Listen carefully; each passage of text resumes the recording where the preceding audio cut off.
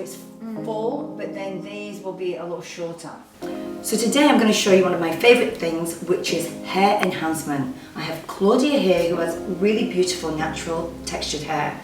I've managed to find some really nice natural texture in 3 different colors, so she gets a nice blend.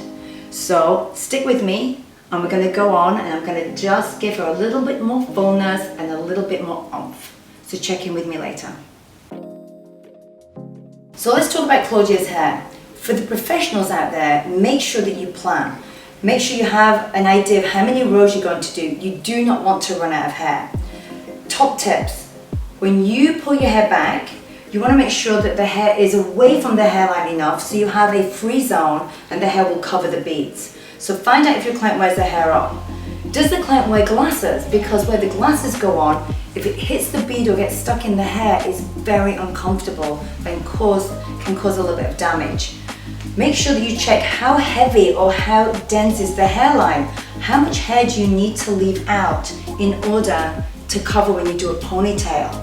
So lifestyle choices: does the client blow dry their hair? Are they a natural air drying kind of person?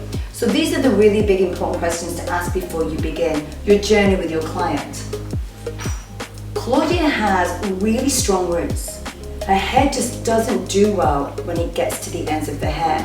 So the difference she's going to see today is when you see her backlit and the hair seems a little transparent, she's going to get this nice fill-in. It's going to give her much more density and make her hair feel youthful, lush and thick. And I'm excited to get started.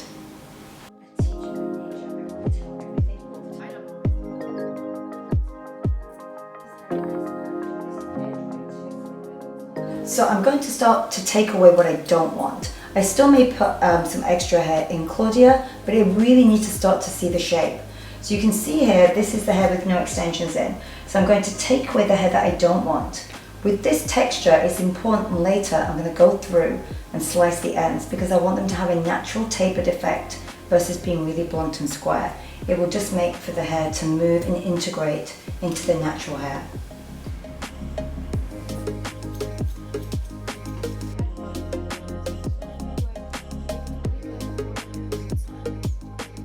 So right now the hair looks a little crazy. I've just done a rough cut and cut the excess hair off, and I've been going through and just tapering each piece, literally piece by piece, going through and making sure that the ends are tapered.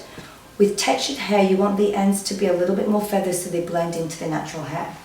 And now I'm going to go back in and just do another half row because I feel like the front here just needs a little bit more hair to balance. So I'll go ahead and do that and then we'll check back in.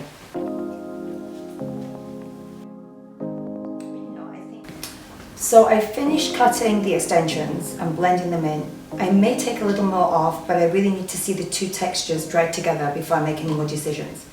It's always easier to take more off with extensions because once they are done, they are done. So you make sure you take your time, working row by row, and really pay attention to detail. You can always go back and take a little more.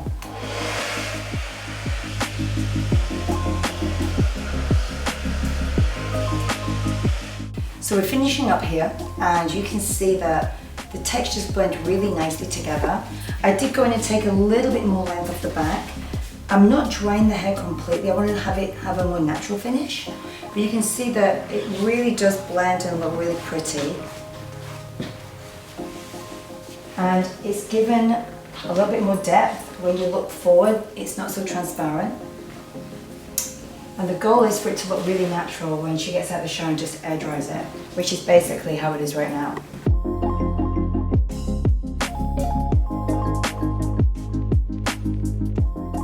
So don't forget to check out more top tips and some shop talk if you go to AmandaShuttleworthHair.com, and I'll see you guys later.